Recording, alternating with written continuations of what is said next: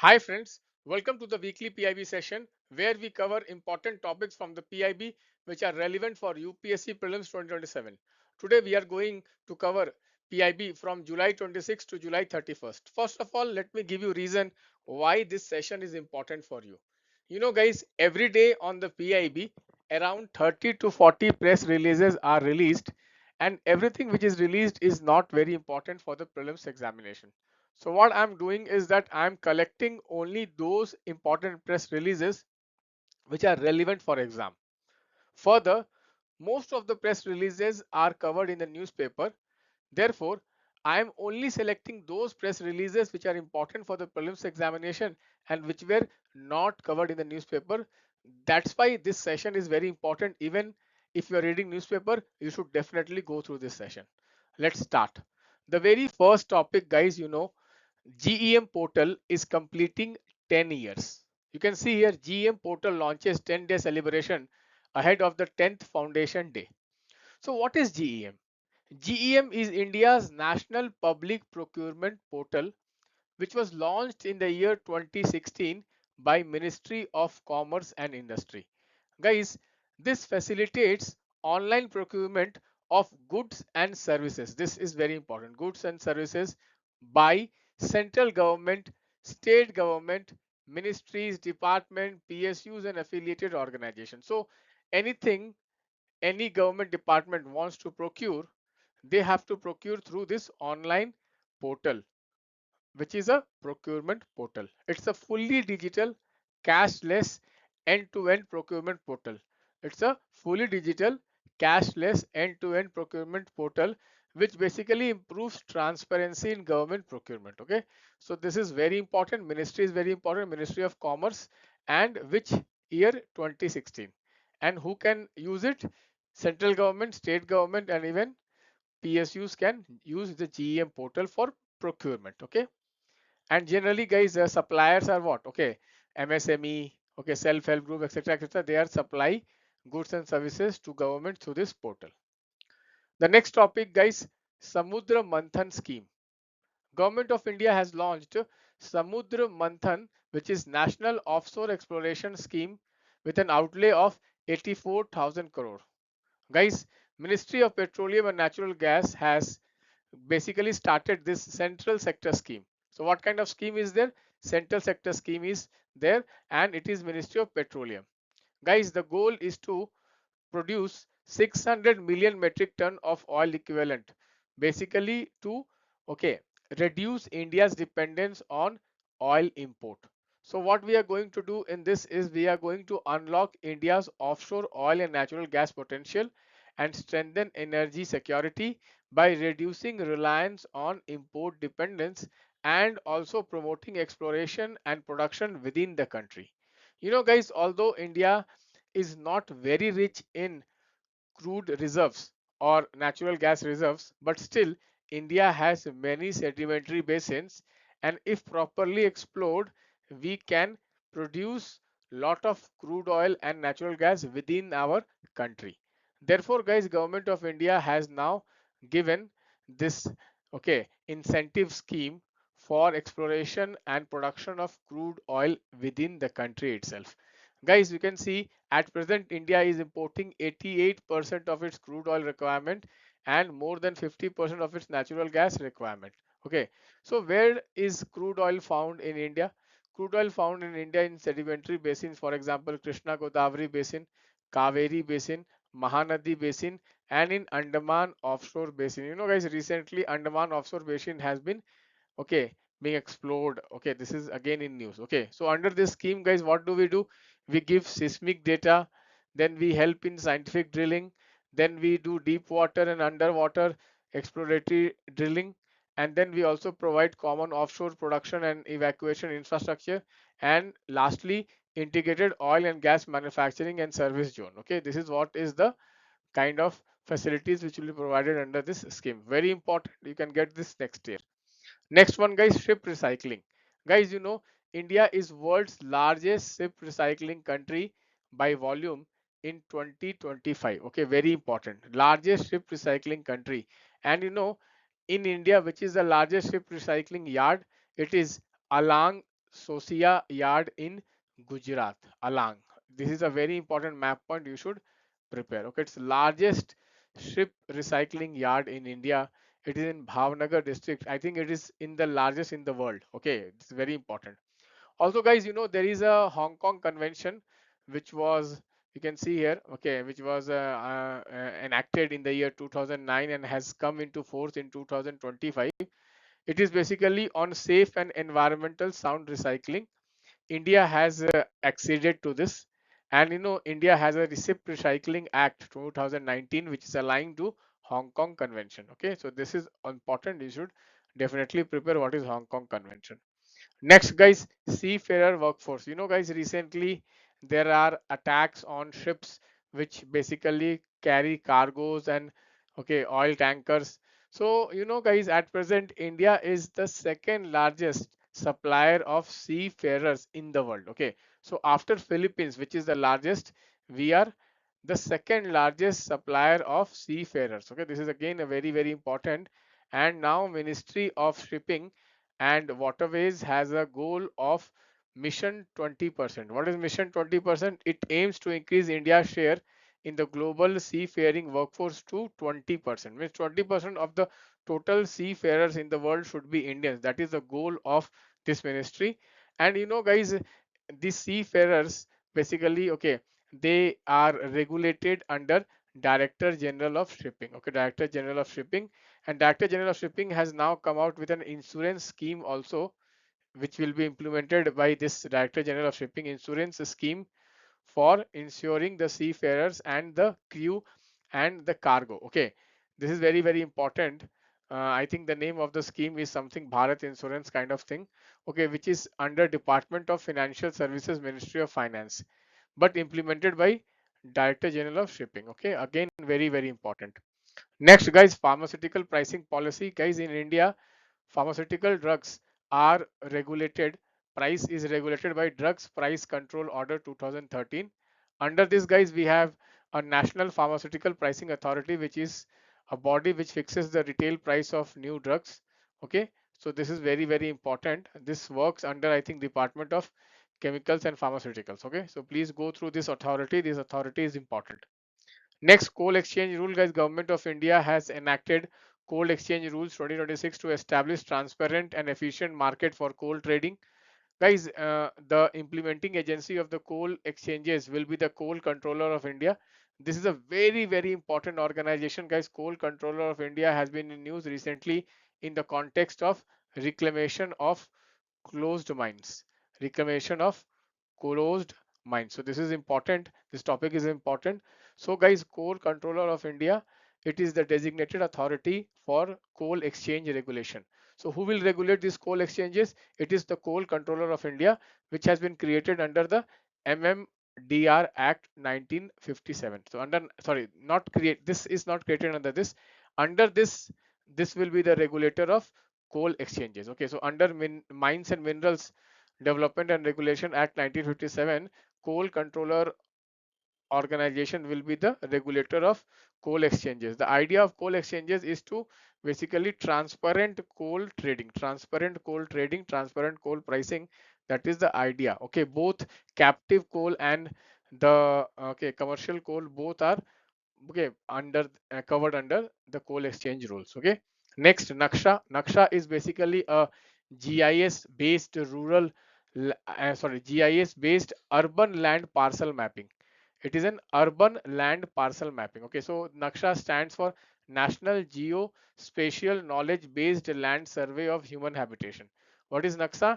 National Geospatial Knowledge Based Land Survey urban habitation. Okay, that is what is Naksha. It is under the Department of Land Resources, and Department of Land Resources is basically under Ministry of Rural Development. Okay, so you can see here under a program called Digital India Land Records Modernization Program, Department of Land Resources basically is implementing this Naksha, okay, is a GIS based urban land parceling mapping. Okay, and tool. Okay, so you can see Naksha uses a cutting edge technology to create highly accurate digital maps of urban and peri-urban habitation.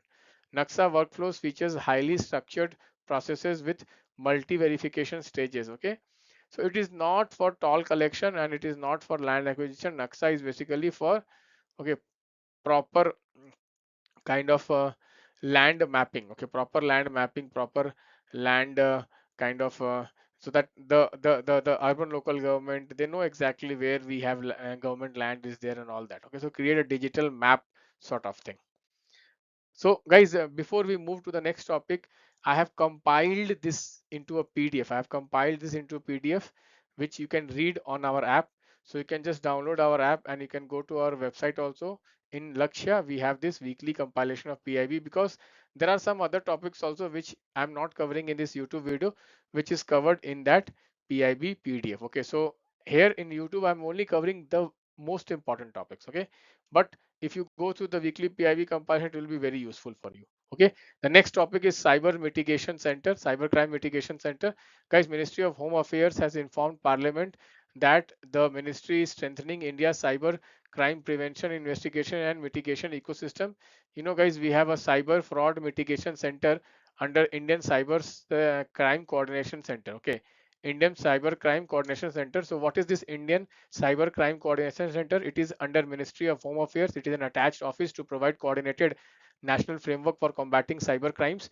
So this is a very important agency which is now doing a good work as far as cyber crimes are concerned. Okay, so every day in the newspaper you will hear about IC4, which is Indian Cyber Crime Coordination Center. IC4, it is under Ministry of Home Affairs. Guys, you know, this has many initiatives. This has many initiatives. Okay, but before that, you should keep in mind that cyber crime generally it comes under the state list. Okay, because police and public order comes under the state list. Okay, so there are many initiatives under IC4 under Ministry of Home Affairs. One is the National Cyber Crime Reporting Portal. Next, Citizens Financial Cyber Fraud Reporting and Management System. Then Cybercrime toll free number 1930. Then Cyber Fraud Mitigation Center, Suspected Registry, Samanvay platform. This is very important. Samanvay platform. Okay, it is a data repository and coordination platform for interstate cyber investigation and cybercrime investigation and analytics. Okay, Samanvay platform and Pratibim module. Okay, it operates under Samanvay platform to map cyber criminals and cybercrime infrastructure and provide techno legal assistance to investigative agencies. Okay, so these two initiative, which is Samanvay platform and Samanvay platform and Pratibim, definitely you should read. It is really very important for cyber crime mitigation. Okay, this is very very important. It is under IC4. Next we have Sahyog portal. Sahyog portal basically facilitates issuance of notice to IT intermediaries under section 79 of the IT Act for removal of unlawful online content. Then we have SciTrain portal. SciTrain portal is for training the police officers and judicial officers. Okay, so one of the important ones I think is the toll free number 1930, then National Cyber Crime Reporting Portal, then Citizens Financial Cyber Fraud Reporting Management System. That is important. Samanvay and Pratibim is really very very important. Sahyog portal is also very important. So this is, I would say, one of the most important thing you need to prepare. This is really very very important. Okay.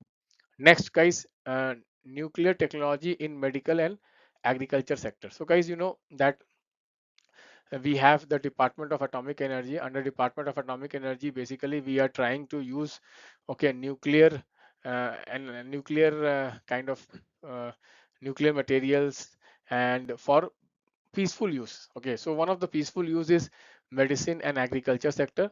So you know guys, BARC, which is Bhabha Atomic Research Center, which is under the Department of Atomic Energy, regularly it produces radioisotopes and radio pharmaceuticals which can be used for treating diseases. Okay, so there are many radioisotopes which are used in medicine. For example, we have the ruthenium 106, cesium 137, then strontium 90, milk into rhenium 90, which is used for cancer treatment. Okay, so you can see here they have given names of isotopes and what they are used for: tumor imaging, okay, infection imaging, then you can see prostate cancer therapy. So you can go through this radioisotope. This is really very very important. I'm not going into the details of it, and I have given a table wise. Okay, you can have a look at it. Next, guys, okay, even in agriculture also, for seed sterilization and for food irradiation, particularly food preservation, we are using cobalt 60, which is one of the radioisotope, and we are also using cesium, okay, for food irradiation, okay. So these two radioisotope is also important. Even the Kishan Sampada scheme, okay, government is incentivizing the food irradiation center, okay. Next, guys, there was a detailed article on tiger conservation, okay, because July 29 is International Tiger Day.